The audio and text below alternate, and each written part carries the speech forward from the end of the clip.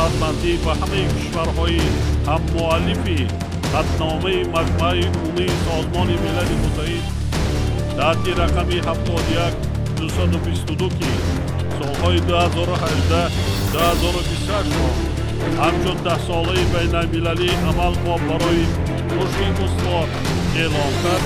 تشکر می‌کنم.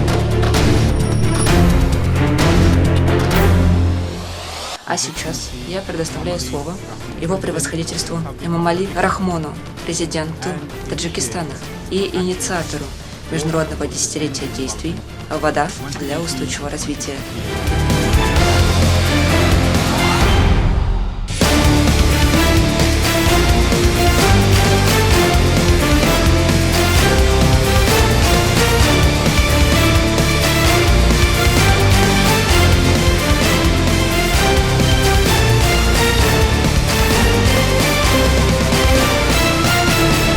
منطقه پیرکا در بدخشان در کوههای بلند پامیر خود منشی سازمان ملل متحد جناب گوترش دیدن کردند و با چشمان خودشان دیدن که وضعیت چه حال دارد.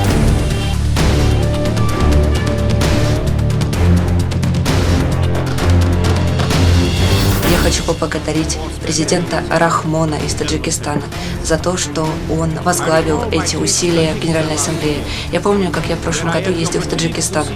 У меня была возможность увидеть последствия таяния ледников в горах.